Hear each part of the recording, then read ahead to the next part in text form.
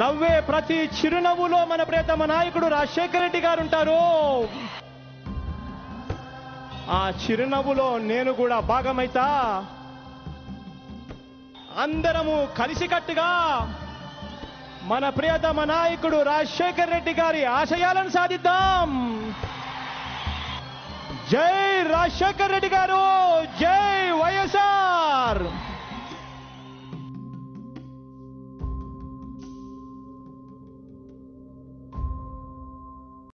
నమస్తే నమస్తే అక్కయ్య, నమస్తే చెల్లెమ్మ.